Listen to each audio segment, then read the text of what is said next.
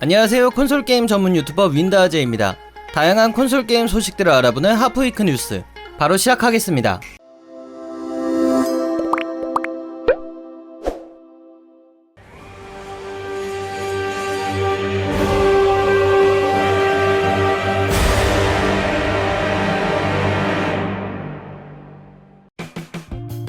국내 패키지 시장이 멈춰버린 지도 오랜 시간이 흘렀습니다.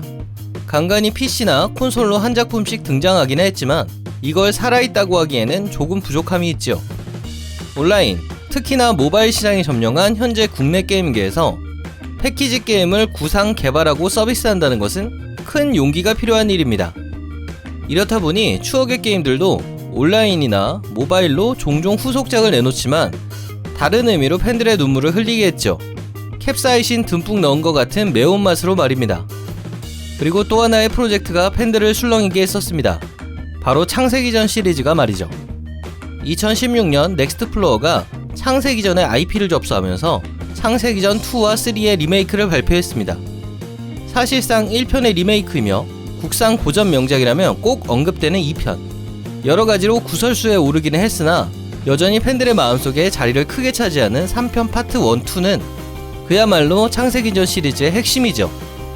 하지만 리메이크 발표 후 소식이 없던 몇 년 동안 발매된 모바일 게임 창세기전 4, 주사위의 잔영, 안타리아 전기로 이어지는 융단 폭격 덕분에 팬들의 기대는 심연으로 추락했습니다. 그러던 중 2020년 6월에 발표된 첫 번째 티저 영상, 우려와 달리 괜찮은 퀄리티의 결과물을 보고 팬들은 다시 기대를 갖기 시작했습니다. 하지만 발매 목표는 2022년. 또 한 번의 기다림이 팬들의 앞을 가로막습니다. 이후 보도자료와 영상을 통해 개발 상황과 게임 정보를 공개했지만 여전히 불안 요소가 깔끔히 해결되지는 않았습니다. 그리고 2021년 온라인 게임 행사인 루리콘에 다시 등장. 최초 목표 런칭은 스위치를 시작으로 멀티 플랫폼에 대응 예정이며 턴제 방식의 전투를 채용하고 40시간 이상의 플레이 타임을 목표로 개발 중이라고 발표했습니다.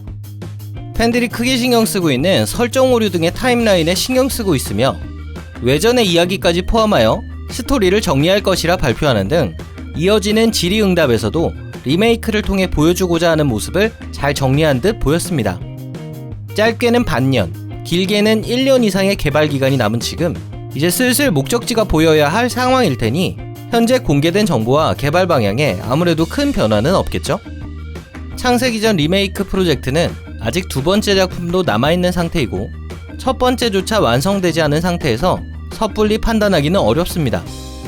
다만 개인적으로 칭찬하고 싶은 점은 펀딩으로 프로젝트를 시작하지 않은 점, 그리고 국내 환경상 도전하기 어려운 콘솔 패키지를 목표로 삼은 점, 마지막으로 팬들이 지적하는 문제를 외면하지 않은 점입니다.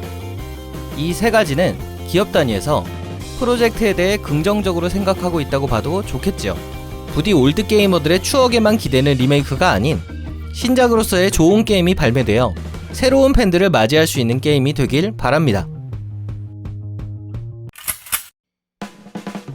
희대의 유행어 라면 먹고 갈래를 대체한 넷플릭스 보다 갈래? 라는 말을 아실 겁니다. 그런 말 써본 적 없으시다고요? 야, 너도? 아마 외국에서나 유행하는 말인가 봅니다.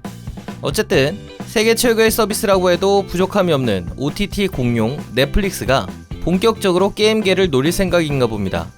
현재 콘솔계는 엑스박스, 플스, 닌텐도 스위치의 3파전 구도가 되어 있고 PC가 네 번째이자 두 번째 세력이라면 넷플릭스는 게임 클라우드 서비스의 주축이 되어 콘솔, PC, 클라우드의 천하삼분지계를 노릴 수 있을까요?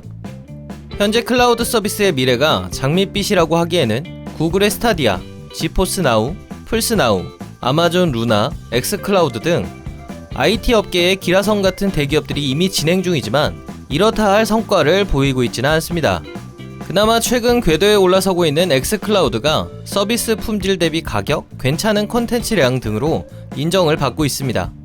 MS나 되니까 가능한 거 아닌가? 라고 하기엔 구글이나 아마존이 어디 구멍가게는 아니잖아요? 이게 자본만으로는 해결이 안 된다는 소리입니다.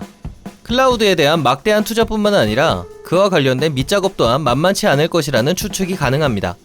넷플릭스도 그 거대 자본을 발판 삼아 OTT 업계 굴지의 서비스를 제공하고 있지만 단순하게 생각하고 있지는 않을 겁니다. EA 전 임원을 게임 개발 사업부로 받아들인 것도 그 행보 중 하나겠지요. 클라우드 게임 서비스의 문제는 가격대 성능비를 중요시하면서도 넘쳐나는 고품질 컨텐츠에 익숙해진 게이머들의 눈높이를 충족시켜야 한다는 겁니다. 게다가 컨트롤러 추가 구매는 심리적 장벽이 되고 실시간 피드백이 중요한 장르는 네트 환경이 큰 영향을 끼치며 와이파이가 없을 경우에는 비용 문제도 발생합니다. 영상 스트리밍 서비스를 통한 노하우를 기반으로 인터랙티브 무비 장르를 주무기로 내세울 수도 있지만 게이머도 넷플릭스도 그 정도에서 만족하지는 못할 겁니다. 성공 표본은 부족할지 몰라도 참고할 만한 실패는 충분히 있으니 발판이 될지 다른 서비스를 발판을 삼을지 지켜봐야 할 것 같습니다.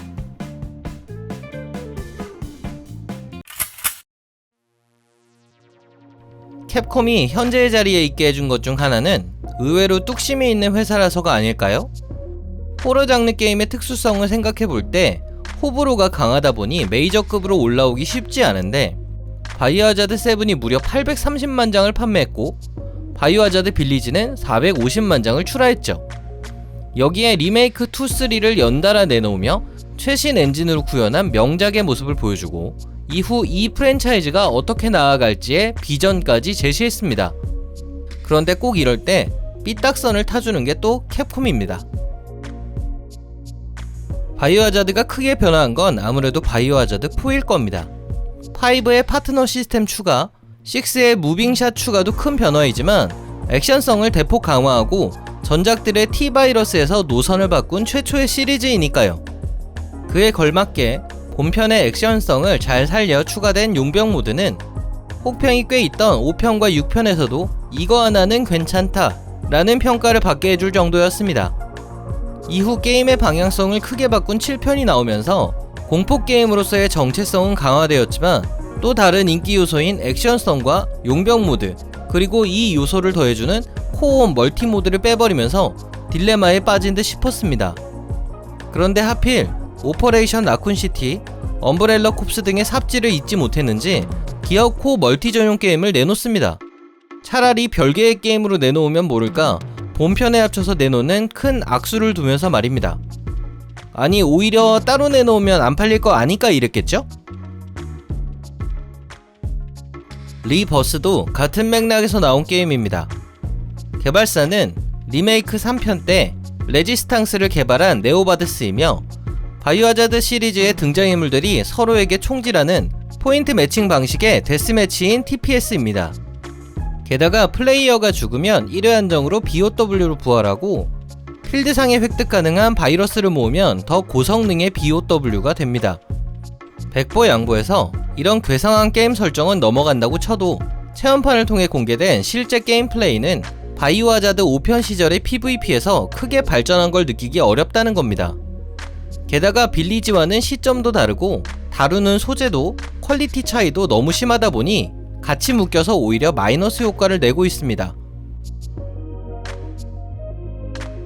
이런 상황에서 그대로 출시하는 것도 문제였겠지만 그마저도 2022년으로 연기되었네요. 원래는 빌리지 발매 이후 2개월 정도 후에 출시 예정이었는데 이러면 못해도 반년 이상, 길게는 1년 전후에 연기가 되는 것이지요. 게다가 레지스탕스가 그렇게 버려진 이상 드라마틱한 개선도 기대가 안 되는 게 문제네요. 제발 그냥 레벨레이션 때 같은 PVE 모드나 좀 만들어주면 안 될까요? 지금까지 국내외 콘솔 게임 정보들을 소개해드렸습니다. 하프위크 뉴스는 매주 목요일과 일요일에 업로드됩니다.